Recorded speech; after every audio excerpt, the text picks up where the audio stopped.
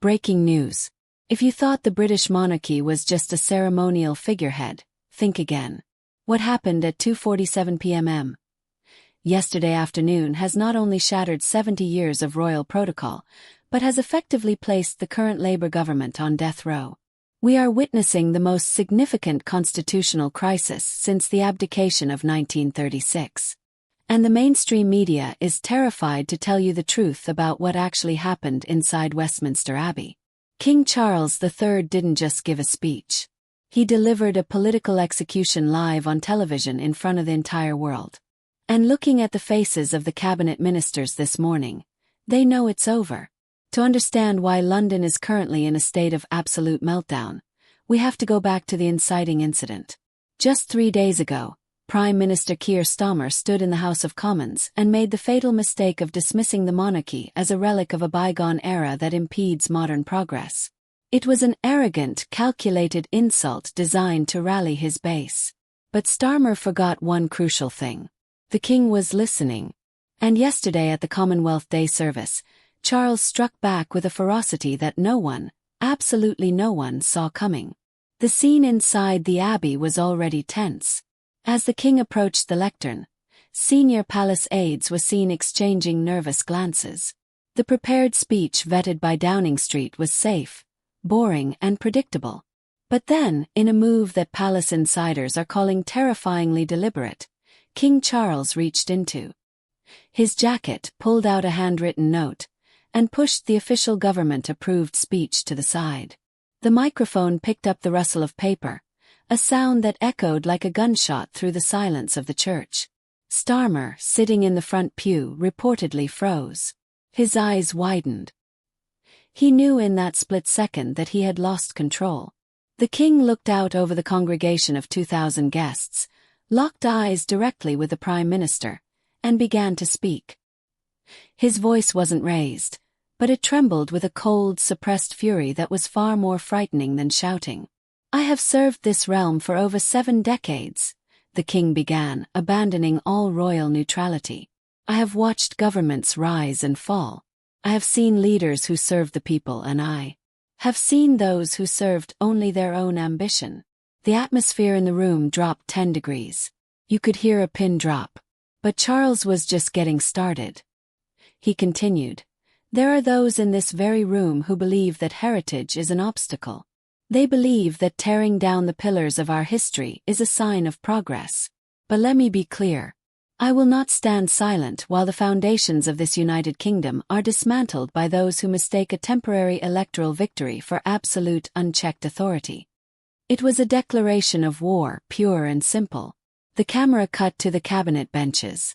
Deputy Prime Minister Angela Rayner had her head bowed, refusing to look up. Foreign Secretary David Lammy was gripping the pew in front of him so hard his knuckles were white. But Starmer looked like a man watching his entire political career turn to ash in real time. He was ashen-faced, blinking rapidly, completely unable to process the humiliation being dealt to him by the head of state. This wasn't just a breach of protocol. It was the monarch reminding the Prime Minister who really holds the soul of the nation. And as the king stepped down from the pulpit, the silence wasn't respectful. It was the silence of a government realizing its days are numbered.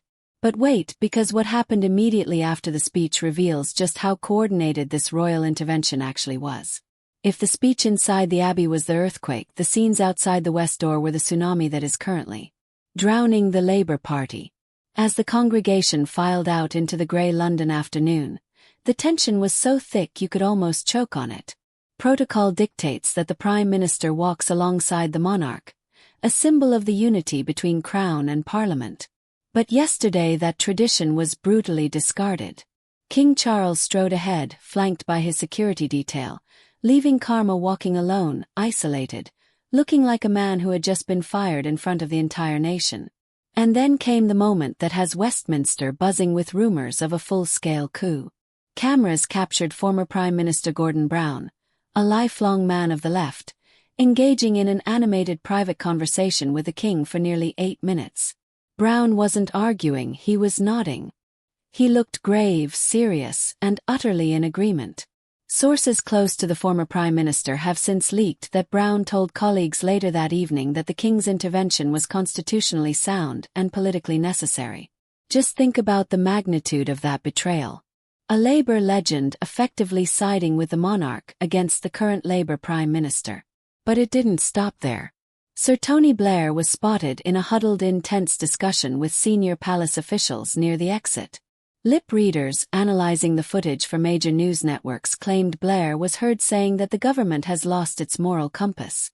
These weren't conservative figures rushing to defend the monarchy. These were the architects of modern Labour, the very people Starmer claims to emulate, signalling to the world that the current Prime Minister has crossed a line that even they wouldn't dare approach. The message was unmistakable. This isn't about left versus right anymore. It is about the permanent establishment of Britain uniting to excise a cancer at the heart of Downing Street. Meanwhile, back at number 10, the panic was setting in. We have received reports of shouting matches erupting in the Prime Minister's private office within 20 minutes of the service ending. Starmer's communications director reportedly threw his phone against the wall after seeing the initial social media reaction. They expected a debate on privilege. Instead, they got a national uprising. The narrative had flipped completely. Starmer wasn't the bold modernizer fighting outdated tradition. He was the arrogant politician attacking the one institution that actually binds the country together. And while the politicians were scrambling, something else was happening across the city. The financial markets had opened. Traders had heard the King's speech, and the screens in the City of London were about to turn a terrifying shade of red. The political crisis was transforming into an economic catastrophe, and the countdown to total collapse had officially begun. The economic carnage was immediate and absolutely devastating. Within 90 minutes of the King's speech concluding, the pound sterling detonated, plunging to 3% against the dollar. That might sound like a statistic, but let me tell you what it actually means. £47 billion was wiped off the UK economy in a single afternoon. Currency traders in London described scenes of absolute panic selling as international investors looked at the chaos in Westminster and decided that Britain was no longer a safe haven. FTSE 100 companies lost £83 billion in market value before the closing bell. Pension funds, the life savings of millions of ordinary Britons, saw their portfolios hemorrhage value as the crisis deepened. Investment banks in Frankfurt and Paris immediately issued emergency briefings.